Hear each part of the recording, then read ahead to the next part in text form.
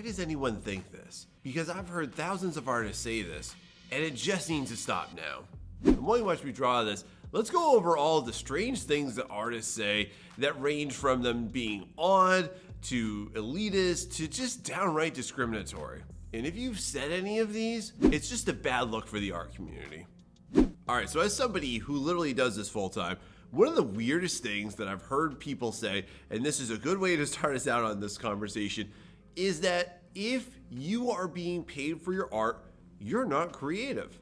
That just because somebody has paid you money, then therefore that's not creativity. Well, that's not art. And this then constructs this really weird conversation about what art is versus it isn't. Now look, I also just want to take this into another role here. I don't care if you're getting paid for art or if you're not getting paid for art. Y'all, this whole conversation around art for art's sake is only true art is total trash.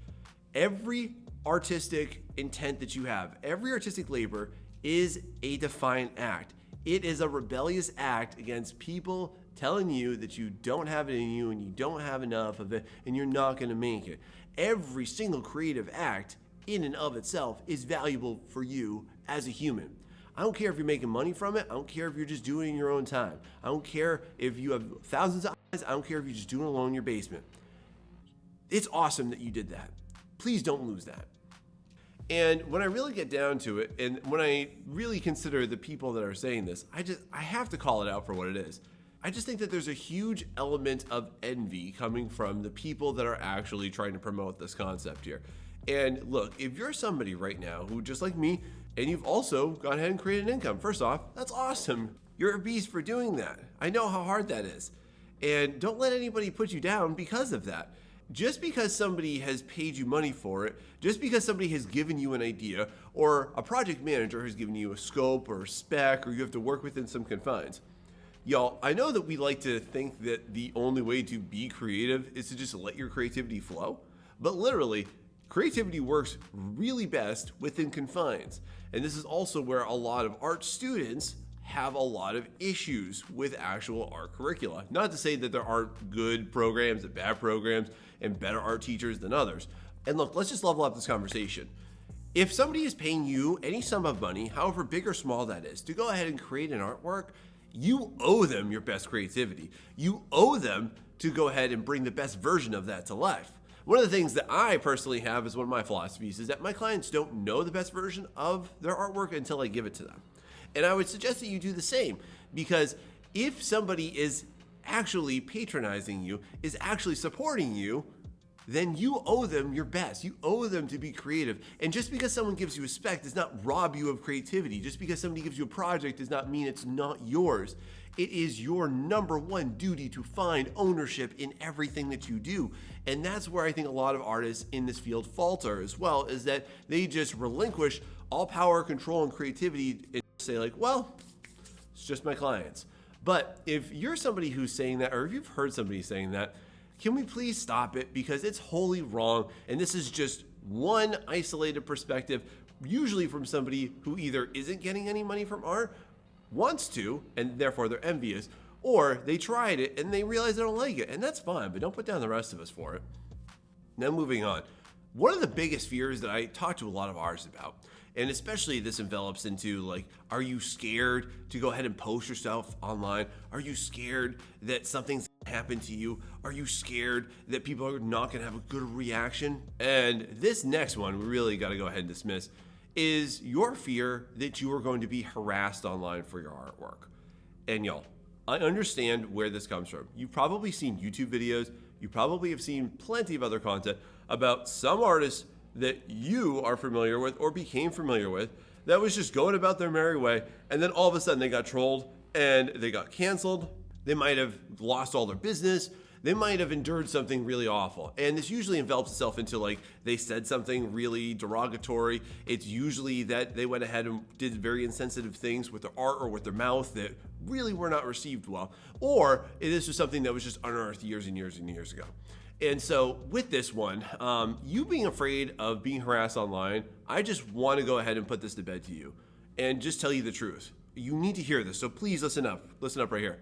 Nobody cares about you. Nobody cares about you that much. I think we have all been fear-mongered into thinking that the whole world revolves around us. And that is so factually wrong. Listen, people only care about themselves, all right? This is just the honest truth. I'm not being cynical on here. This is literally psychology. People only care about themselves. And the fact that you, being a little artist in some corner of the internet who's posting your artwork, is afraid that you're going to get trolled and that you're going to get harassed or you're going to get canceled, like, first and foremost, what in the world are you doing that you think that that's going to happen? If you're afraid that that's going to happen, maybe just don't post that, okay? Let's just have a little bit of forethought into our digital permanency online, okay? If you're drawing like super inappropriate stuff right there, yeah, just put that away. Just keep that down out of the public eye, okay? You, my friend, have just been fear-mongered into thinking that this is going to happen. I've seen so many artists who have told me that they can't post their stuff, that they can't search for clients, that they are afraid to ask for feedback because of the fact that they're afraid that they're going to get canceled. Y'all, this is such a super minority of people that do this. It's usually people that, again, actually did something that warrants it. If you don't do anything that warrants it, guess what? You are not going to suffer those consequences of it. Don't worry about it, my friend. You have every right and every reason, and honestly, I think it's to your best effect to go ahead and actually go forward with that and find your own community. You being afraid of being canceled is literally just another excuse for you to not go ahead and participate in the artistic community, and you don't need that, all right? You should do that because it will be fantastic for you. So, my friend, don't get tricked into thinking that this is real, because it's really not. All right, let's suppose this giant in the room. And one of the most common things that you're going to find whenever you study, like I've studied, really exceptional people. And when you take a look at your Rembrandts, your Picassos, your Michelangelos, all right, your Mozarts, one of the things that you're going to say is that you can't be better because you didn't start younger. And there's a lot of psychological research that backs something around this, and it involves deliberate practice. It also involves the amount of hours that you've kind of put into it, okay? And I can say that to some degree, this is true. Largely, it's entirely false, and I want to go ahead and dismantle this for you because this is also based on my own research for my dissertation, which deals with a similar topic. And a lot of this research I've really heavily studied like hundreds of sources from just to deliver this one few-minute clip to you on this one, okay? And so if you're somebody that thinks that because you didn't start early that you don't have as much potential, y'all, this is wrong. Let me just put it to you like this, okay? Let's say that you didn't start until you're 13. Do you think that the focus and intention of a 13-year-old is some part of that of the 4-year-old? Like, of course not. Let's go ahead and level this up. Do you think that just because you started when you're 25, do you think that you can work with less focus, less intention, and less cognitive resources than a 13-year-old? Of course you can, all right? I remember when I was 13, I was so stupid. Like, I did so many dumb things, all right? My focus was crap. And because of that, you need to just disarm yourself from equipping yourself with this excuse that just because you didn't start early enough, that's not going to happen for you artistically. Let me go ahead and also present this to you in another way. I've been in art education for 15 years here. And I can say with a lot of certainty that just because you have extremely exceptional skills when you're young never translates into a guarantee that you are going to sustain that when you're older. I have seen so many artists willingly just abandon their artistic craft. And I'm talking, they were the best in the class, they stood out, they won awards, and they were just outrageously good artists. I did everything I could to encourage them, and they just didn't want to do it. And usually what happens is that their artistry just totally dies within 5 years from making that decision. And also, just because you're working with somebody who's in your field, let's say that you work in an art industry right now, just because you see that there's some monster that's like leagues ahead of you does not guarantee that they want to stay in there. They might not like it. They might quit. You are also always going to level up. And so just because you didn't start young does not guarantee at any certainty that you don't have potential. You're just questioning yourself. You're doubting yourself. I understand that. I understand that very well. Nonetheless, though, let's just put this out there. You can work with so much more deliberate practice than somebody that started younger because you have more resources available to you. You have literally, biologically, more resources for you. You have more brain cells, you have more focus, you have more intent. And a lot of times too, if you're starting older, like if you're in your 20s and 30s starting this, guess what? You also have more resources to you financially than everybody that's a teenager or below. They're broke. You're not. You can go ahead and buy courses, classes, you can get different materials, you have access to greater technology. So you have those. You play those strengths up. This is not a detriment to you unless you think it is. Similarly, let's bust into this topic. And there are so many people, and tell me if this is you, do you think that your potential is lost or limited because of your financial state? And this next one I got to tear down with you is that you must be born rich to be a good artist. All right, let's just examine what the foundation of this is. If you told me this 200 years ago, 100% you are correct, okay? Where this comes from, and really the genesis of this discussion, comes from the fact that if you wanted to be an outstanding traditional artist, if you wanted to be an amazing oil painter, if you wanted to go ahead and display your stuff in certain galleries, you had to have a certain amount of familial clout. You had to have access to really good resources. Therefore, you would also have to go ahead and travel, usually overseas, especially if you lived in the US. There were like no art schools here back then. And so everybody usually came from England or they came from France, and those were where the exceptional art schools were. But you would have to, regardless, always go to the top tier art school with top tier artists, and you'd have to have the resources to go ahead and actually acclimate into there. That's not the case nowadays. No, not at all. Anybody that's saying this right now, can I just go ahead and rip the Band-Aid off? I'm gonna do it whether or not you want me to, because this is my video anyways, right? It's a really convenient excuse for you. It really is, because the second that you go ahead and you take the blame off of yourself and you go ahead and put it on somebody else, it creates a really nice escape for you. It feels good. It feels good to say, oh, well, it's not my fault. It's the fact that I was born poor, or the fact that I don't have any money right now, or the fact that I was not blessed with a silver spoon in my mouth at birth. But really, let's take a look at this. Honestly, if you're like dirt poor watching this right now, you have an extreme set of advantages over everybody that is financially stable. What, Sean? Yes. I am 100% real on this, everybody. And here's why. First and foremost is that usually when you are more privileged, you therefore waste a lot more time. There's a lot of connective studies that show this, okay?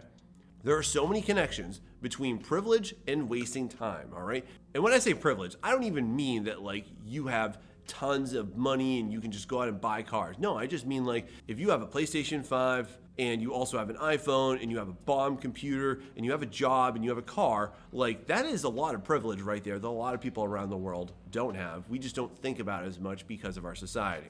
But really, it is a form of privilege, okay? And so what you want to really consider is that if you don't have any of those, if you have access to extremely limited things, guess what you have? You have time, you have focus, and you have intention. And you can beat everybody with just those three things. And guess what? Everything I just said, they're all free. They don't cost a dime. And if you do need help, go ahead and look up some free resources. Go ahead and get in some good art communities. Go ahead and get in some good art forums. Go ahead and look up some outstanding YouTube videos for how to do better, because all this information has never been more free in the entire lifetime of art. And that's amazing. And so, my friend, please participate in this instead of making the excuse that because you weren't born rich, you do not have access and privilege to a rich array of artistic instruction, because it's just not true. Let's jump into the next one here. So, my friend, I'm going to talk to you as somebody right now who is bridging on 40, who talks to a lot of people that are much older than a lot of artists out here, or might be just around the age of you watching right now. And so tell me, do you feel that it is too late to start? Do you feel that it is too late to go ahead and do anything substantial? Do you think that it's too late for your career? Do you think that it's too late for you to get clients? Do you think that it's too late for you to change your circumstances and you are just doomed to poverty, that you are just doomed to go ahead and just live out the life that you currently have right now because the art boat has just sailed away from you and you just weren't on board? Is that you? And if this is you, my friend, the next fallacy I want to interrupt is this one that it's too late to start. Oh my gosh, I deal with so much of this online, okay? And there are so many people who really just get ingrained into this philosophy that if they haven't done it by the time that they're like 25, it's just kaput. It's over. There's no circumstances that allow them to do that. Life is too hard for you. And my friend, I just want to really go ahead and full stop, go ahead and dismiss this for you. That's not true. Here's the reality, okay? And I'm going to talk to you from a lot of different levels here. First and foremost, I talk to and I deal with on my daily basis so many young artists. I'm talking like grade school artists, and a lot of them don't actually get started in art until they enter high school or until they enter college. This is when they usually, and then similarly, there are plenty of artists, sure, that like have been going at this for years and years and years. That doesn't mean that it's going to stick with them. That doesn't mean as well that just because they started younger, as we'll talk about in a minute, that they have some type of supremacy over you. All that means, if you start later than them, that's still fine. I know plenty of artists that didn't start in their 20s, into their 30s, and that's all right. And just to be real with you, there's a lot of people, a lot of structures set up against you doing this later in life that I feel that you've fallen a little bit of victim to. And so, my friend, if you are somebody right now who just lives under the guise of like, oh, well, I can't do this because I'm so old or I'm already in my career, let me just put this out for you. I didn't start my art business until I was almost 30. I didn't get comfortable in my art business until I was 35. And now, 4 years later, I can definitely say that doing that was the best decision of my life. And I know it will be the best for you too. Or hey, just take it out of that context. Let's say that, income is not even a priority for you with your artwork, right? Then you can still do it. You can still do great things. You can still go ahead and at least contribute artistically to the world. That's in and of itself a beautiful endeavor. There's absolutely nothing wrong with that. That's extremely noble of you. And whether or not you want to go ahead and pursue this personally or you want to pursue this professionally, please go ahead and hit that like and subscribe so I can continue to give you help and advice on exactly how to do that to either end every single week just like this. And hey, if this video is helping you, please make sure that you share it with somebody that you know so it can help them too. If you've been fooled into this, let me just put this into another perspective for you. Are you willing to go ahead and give up something that you're deeply passionate about, even if you're not that great at it right now, even if you're not started in it right now, even if it's really painful for you starting it right now, in order to endure the next 50 years of your life, the next 40 years of your life, the next 30 years of your life, having given that up?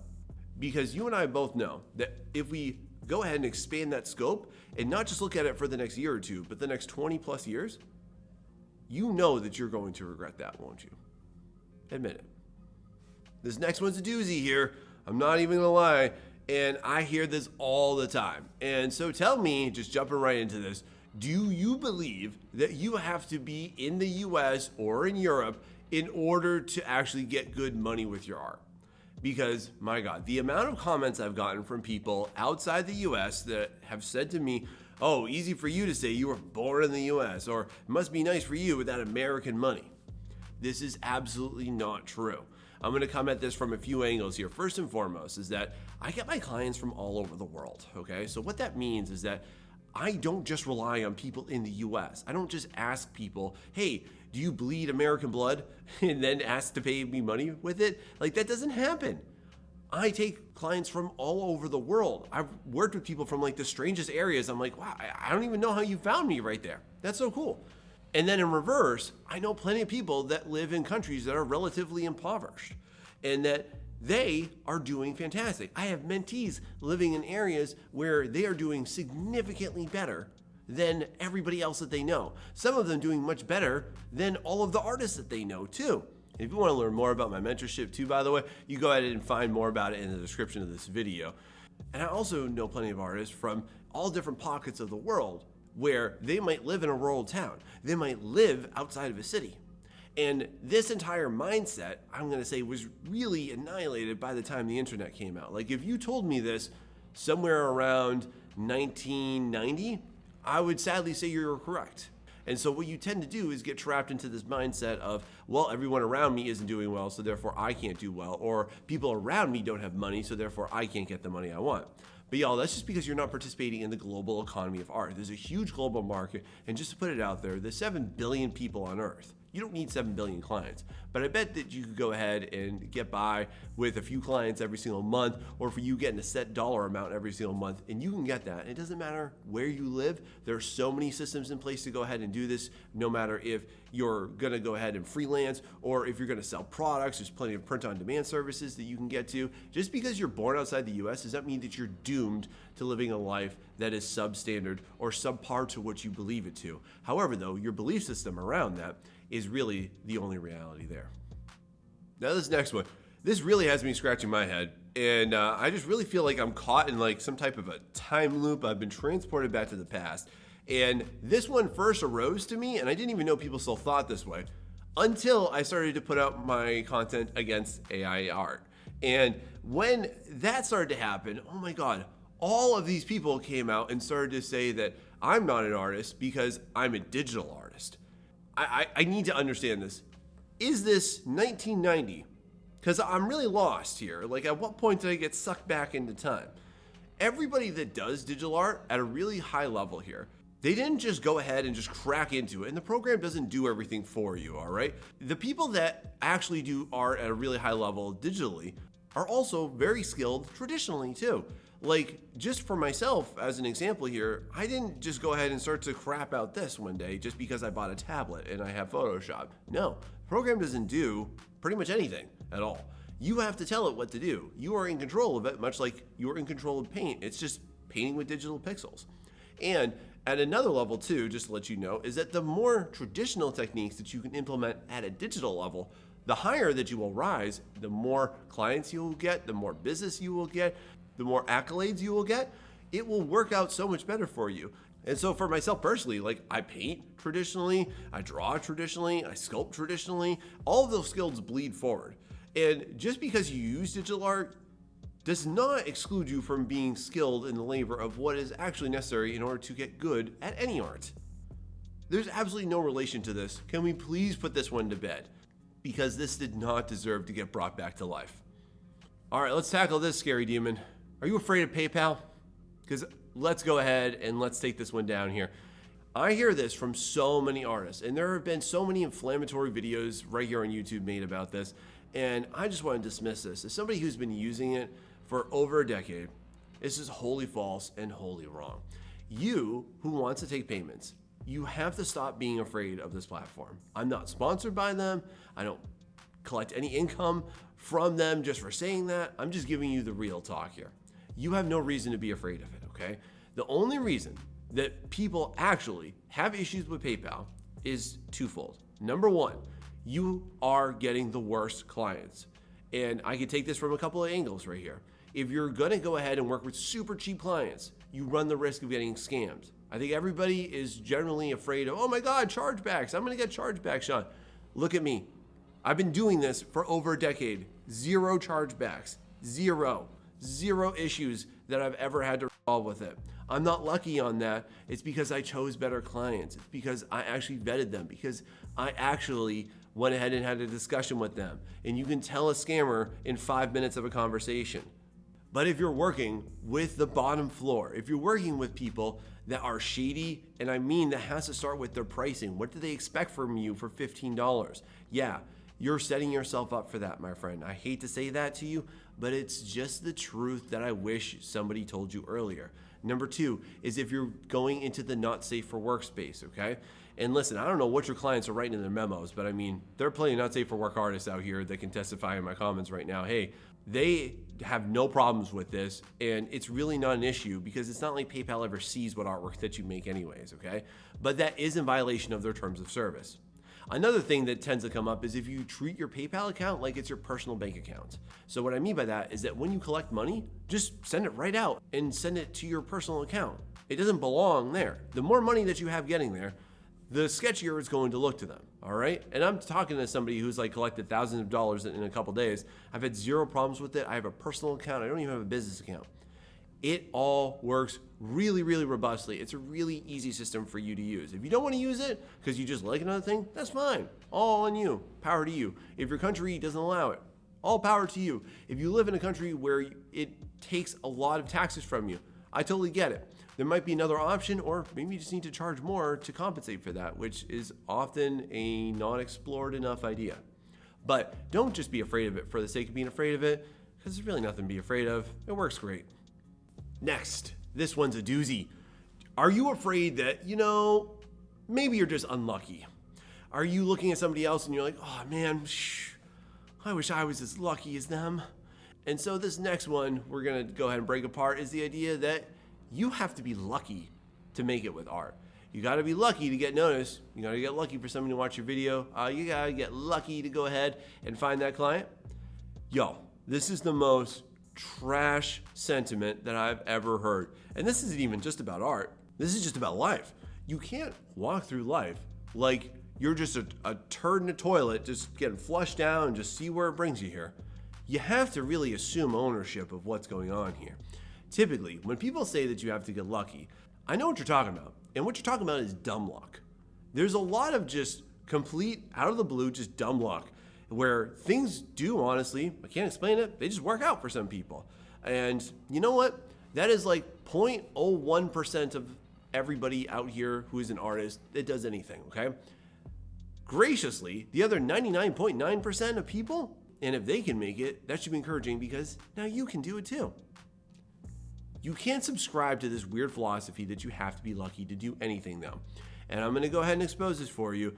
This creates a really convenient excuse for you. It takes the ownership off of you and places it onto something ethereal. Oh, gods of luck, would you please bless me with your divine blessings and make me get clients, make me make better art, make me find the right people. And you know what? No one's listening, nobody cares either. You are the only person who's in control of your driver's seat. And let me just represent what luck is to you, my friend. People could say that about me. Well, Sean, you're lucky that you have your audience on YouTube. You're lucky that you get the clients. You're lucky that you get the prices you deserve. You're lucky that you have a family. All of that, I dismiss heavily. What luck is the intersection where preparation meets an opportunity. Because opportunities will always present themselves until you stop trying. And sometimes, let me just reverse this. If you have an issue, some type of an obstacle that's preventing you from seizing those opportunities, guess what? That obstacle will continuously present itself until you learn how to deal with it better. And that's life. It can be the same person always pissing you off. It can be the same people putting you down. Until you learn how to deal with that more properly, those same obstacles will continuously show up, not to put you down, not because you deserve it, not because you were just unlucky, but because it's a lesson that you haven't learned yet. And so as soon as you take that onus off of luck and put it onto you, doors will open that you will find to be very lucky. How's that sound? Moving on, let's go ahead and talk about some of the worst habits that you have. And I'm talking about these habits are glorified, they're normalized, but they're actually not good for you. And so now I want to talk to you about the most toxic habits that artists have that we think are normal, that we think are typical, but they're actually not. They're actually grossly unhealthy for you. And to tell you all about that, go ahead and check out this video right here where I'll tell you all about it. Thanks so much for watching. If this helped you, share with somebody that you know. See you next time.